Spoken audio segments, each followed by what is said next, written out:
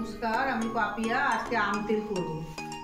এই জন্য আমি 2 কিলো মতো আম ছোটো ছোটো করে ছাল ছাড়িয়ে কেটে নুন হলুদ মাখিয়ে 2 দিন রোদে শুকিয়ে নিয়েছি।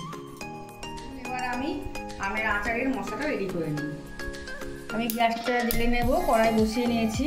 আচারে দেওয়ার জন্য আমি একটা মশলা তৈরি করে নেব। এখানে 4টে মতন শুকনো লঙ্কা, গোটা জিরে, গোটা ধনে, মেথি আর মৌরি নিয়ে নিয়েছি। এগুলো আমি শুকনো কড়ায় ভেজে গুঁড়ো করে নেব। গ্যাস জ্বেলে কড়াইটা গরম করে নিয়েছি।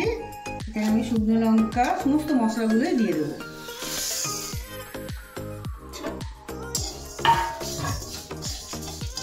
মশলাগুলো থেকে যখন খুব সুন্দর একটা সেন্ট বেরোবে তখন বুঝতে হবে যে মশলাগুলো ভাজা হয়ে গেছে। এই দেখুন মশলাগুলো আমার ভাজা হয়ে গেছে একদম। এগুলো একটু ঠান্ডা করে আমি মিক্সিতে এগুলো পেস্ট করে নেব। এই দেখুন আমার মশলাটা একদম গুঁড়ো হয়ে গেছে, একদম মিহি হয়ে গেছে।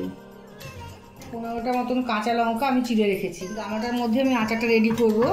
আমি লঙ্কাটা দিয়ে দিলাম, আমগুলো দিয়ে দেবো।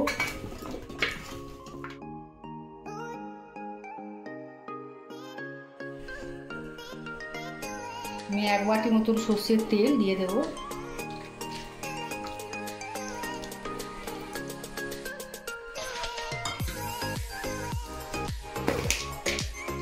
আগে অল্প করে নুন দিয়ে রেখেছিলাম, এখন আরো 2 চামচ মতো নুন দিয়ে দেব।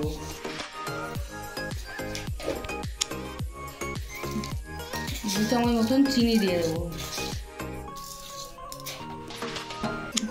ভাজা মশলাটা দিয়ে দেবো।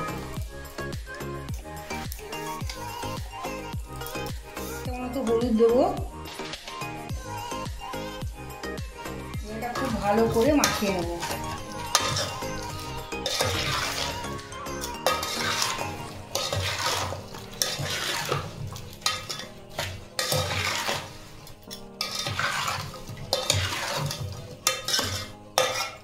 জারের মধ্যে আচারটা এবার ভরে ফেলবো। আমার আচারটা রেডি হয়ে গেছে।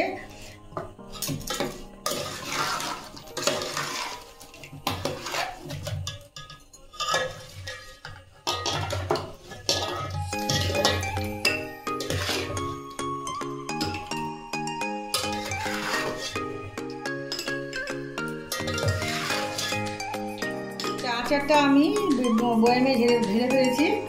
এই আচারটা এখন রোদে দিতে হবে। রোদে দিলে আমটা মজে যাবে, দিয়ে টেস্টটা খুব সুন্দর হবে। সেই জন্য ঢাকনা দেওয়া যাবে না।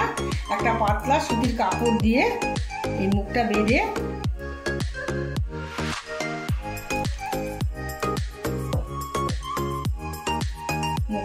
এরকম অবস্থায় রোদে দিতে হবে। আচারটা খুব ভালো করে রোদে দিতে হবে। যত রোদ পাবে আচারটা তত আচারটার টেস্টটা খুব সুন্দর আসবে আর আমগুলো একবারে মজে যাবে।